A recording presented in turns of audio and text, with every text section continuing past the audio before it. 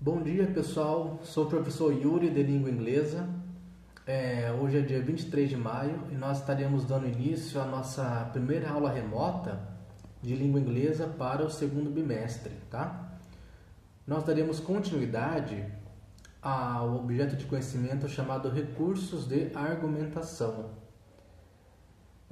Esses recursos de argumentação, pessoal, nós iniciamos, a nossa jornada desde o mês de fevereiro na avaliação diagnóstica.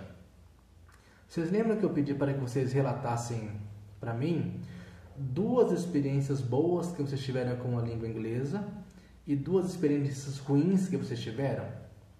Pois bem, quando o aluno chega para mim e fala: professor, eu não gosto da língua inglesa. Ok, só que você colocou essa opinião e você teve que explicar para mim o porquê que você não gosta do inglês. Quando você começa a explicar para mim o porquê que você não gosta, você já está argumentando, já está explicando a sua opinião. Professor, eu gosto da aula de inglês quando tem música. Eu me lembrei de uma aula que eu tive lá no 7º ano, no 6º ano, que a professora trouxe música e fez assim, assim, assim.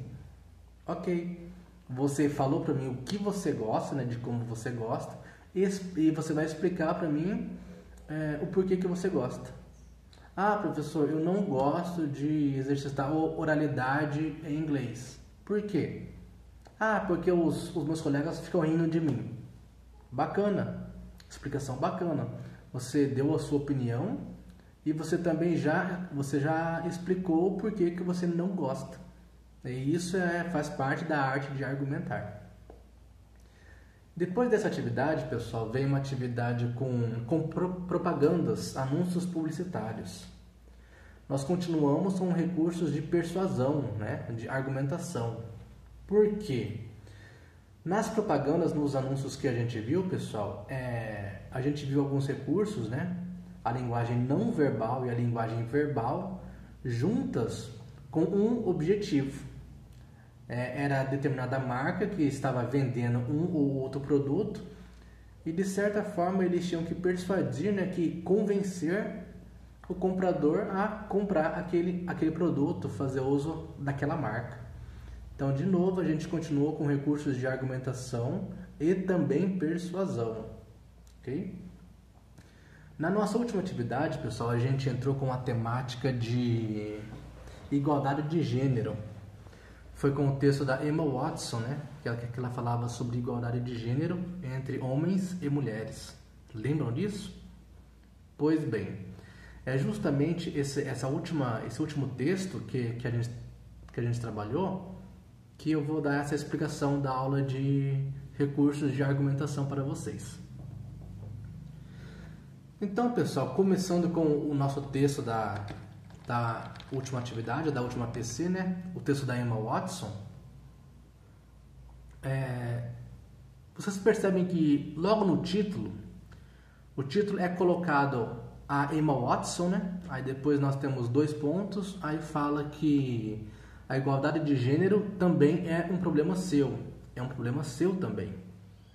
Então, começando pelo título, pessoal, que recurso de persuasão que nós podemos notar aí? O próprio nome da Emma Watson. Vocês percebem que não é qualquer pessoa que está falando sobre igualdade de gênero. Colocaram a atriz chamada Emma Watson. Quem que é a Emma Watson? É aquela atriz famosa por representar a Hermione Granger nas obras do Harry Potter. Então, é uma atriz conhecida mundialmente. Então, o fato de nós conhecermos a atriz, favorece com que a mensagem dela chegue com mais força nos 4 cantos do mundo. Não é uma, entre aspas, desconhecida, uma pessoa qualquer que está falando sobre isso. Ok? Então já é uma pessoa conhecida. É justamente por isso que, para fazer propagandas de marcas e de produtos, pegam as pessoas famosas. Certo? Porque a indústria espera que a propaganda tenha um maior alcance quando você atrela a imagem com o produto que vocês estão vendendo, com que eles estão vendendo, ofertando. Então esse é um recurso de argumentação importantíssimo. né, famosos para fazer marketing, né, atrelar a sua imagem a determinada propaganda. Então, o nosso texto começa com o nome da Emma Watson. Depois, pessoal, ela fala que igualdade de gênero é problema seu. Ok. Trata-se de um texto argumentativo. Por que é argumentativo? Porque a Emma Watson, pessoal, ela vai ter que provar pra gente por que ela está afirmando que a igualdade de gênero é um problema meu. Por que a igualdade de gênero é um problema seu? Então ela vai ter que fazer um texto com os argumentos dela que prove para mim, para vocês e para o colega do lado que é um problema nosso. E como que a nossa atriz faz isso? Vamos com... Certo. Eu vou chamar a atenção de vocês, pessoal, para alguns parágrafos logo no início do texto. Ela fala que eu estou entrando em contato com vocês, com você, porque eu preciso de sua ajuda. São trechos do texto. Quando ela fala preciso de sua ajuda, pessoal, o que isso implica? Implica um tom colaborativo.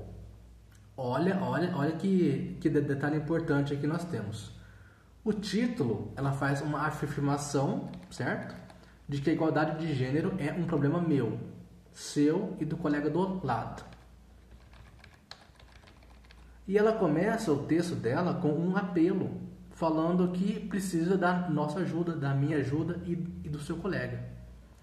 Esse tom colaborativo é muito importante nesse texto específico, pessoal, porque vai afastar a fala dela de um tom mais imperativo, um tom de dever. É muito diferente ela chegar para mim e falar: Yuri, você tem que fazer isso assim, assim, assado. Ok? Então, quem é ela para dar uma suposta ordem, uma orientação na minha vida? Né? Então, para, digamos, afastar esse tom um pouco mais imperativo, mais de dever, mais de obrigação, uma coisa mais pesada, ela joga as palavrinhas lá: eu preciso de sua ajuda. Eu preciso da ajuda do Yuri. Eu preciso da sua ajuda que está aí me assistindo. Ok? Então, esse tom colaborativo, ele afasta esse tom imperativo de dever. Um outro recurso importante de persuasão, de argumentação. Por quê? Porque se ela usa um tom mais imperativo, eu como leitor, posso pensar: com quem que ela pensa que está falando? Quem ela pensa que é para vir dar palpite na minha vida ou na do meu colega? Entendem, pessoal? Então, uma simples frase que foi posta ali já mudou todo o tom de argumentação dela. Ela precisa de minha ajuda. Opa, ela está me chamando para perto dela. Ela quer que eu lute junto com ela. Bacana isso. Okay? Aí ela fala que, e para, digamos, alongar essa ideia dela, ela fala: queremos acabar com a igualdade, com a desigualdade de gênero. E para fazer isso, nós precisamos de cada um dos envolvidos. Ela usa o termo queremos, pessoal, né? O nosso verbo verbo que subentende-se o pronome nós. Então, quem que é o nós, pessoal? De quem que ela está falando? Ela é uma menina, é uma mulher. Então, ela está falando pelas mulheres. Ok? Então, quando a gente lê o texto, a gente tem que entender: poxa, é uma classe das meninas, a classe é uma classe representada pelas mulheres que quer a minha ajuda. Não é só a Emma Watson como pessoa que quer a minha ajuda. É a classe das mulheres. Tudo bem? Por isso que ela usou esse verbo queremos e não o eu quero. Então é um apelo de classe. Mais um recurso argumentativo importante. Quando a gente busca uma coletividade, pessoal, quando eu falo nós, professores, subentende-se que há mais pessoas por trás do meu ponto de vista. E é isso que ela quer passar nesse texto que ela fala quando ela fala nós queremos. Então não é só ela que quer. Mais mulheres também têm esse pensamento. Mais um recurso importante, um recurso linguístico importante. Certo, pessoal. Aí ela fala um pouco mais, mas já que ela quer a minha ajuda para igualdade de gênero, ela tem que falar aonde que ela está enxergando as desigualdades. Percebe? Então ela tem que mostrar para mim onde que estão essas desigualdades, para se manter um texto coeso e coerente. Aí alguns parágrafos abaixo, ela vai falar um pouco da história de vida dela. Como que ela vai falar? Minha vida é privilegiada porque meus pais não me amaram menos porque nasci mulher. Gravem bem isso, pessoal. Meus pais não me amaram menos. A minha escola não me limitou porque eu era uma menina. E os meus mentores, ou seja, todos os professores dela e orientadores, não presumiram que eu chegaria menos longe por ter filho um dia. Muito bacana. Por que eu destaquei esse parágrafo para vocês, pessoal? Porque ela fala que quem ela é hoje, a forma como ela pensa hoje, subentende-se algumas outras pessoas que fizeram parte de quem ela é, da forma que ela pensa. Aí nós temos pais, escola e professores. Nós temos 3 envolvidos. Então, quando ela fala que é problema seu, esse seu de igualdade de gênero, ela inclui também os pais, a escola e os professores dela. Por quê? Porque vocês já pensaram se os pais dela amassem ela menos? Se os pais dela não gostassem dela pelo fato de ter nascido menina, nascido mulher? Se ela tivesse sofrido bullying na escola só pelo fato de ter nascido mulher? Se os professores dela começassem a fazer baixo julgamento dela só pelo fato dela ser uma menina? Então percebam que os pais, a escola e os mentores, os professores dela, tiveram um papel muito importante na formação de quem ela é. Então, ou seja, ajudaram na igualdade de gênero. Percebe? Porque nenhum desses 3 envolvidos, pais, escola e professores, fizeram baixo julgamento dela. Ok? Perceberam isso? Então, pessoal, implícito a isso, o que ela já me diz? Que algumas das formas de preconceito, né, de preconceito de gênero, é quando os pais amam menos a menina, é quando a escola, os colegas de escola, os profissionais fazem baixo julgamento dela e os professores. Então, olha quanta informação está implícita somente nesse parágrafo dela. Ela explicou para mim onde que ela enxerga preconceito, onde que ela enxerga, né, o baixo julgamento de gênero, né, em nível social. E ela também explica que ela não teve nada disso. Tudo bem? 2 informações muito importantes. Lá no final do texto, pessoal, eu destaco uma outra fala dela. Ela fala que a gente tem que parar de definir uma mulher, né, pelo que ela não é, e passaremos a defini-la como ela é. O que está implícito nisso? O que nós devemos entender disso, né? Posso colaborar com vocês. Eu tenho que parar de achar que a mulher é um não homem. Eu tenho que distanciar essa ideia de mulher atrelada sempre àquela figura masculina. Então eu tenho que tratar quem é a mulher. A mulher é a mulher, ponto. Ela tem que se definir por ela mesma. Ok? Então é isso que ela quer dizer com esse fechamento do texto dela. Então parem, nós temos que parar. Ela faz um apelo, né, para que a gente faça esse distanciamento. Quem é a mulher? A mulher é a mulher. Tudo bem? E é dessa forma que ela encaminha o fechamento do texto dela. E no fechamento do texto dela, na conclusão que ela faz a seguinte fala: Eu convido você a dar um passo à frente, se posicionar, falar sobre o tema.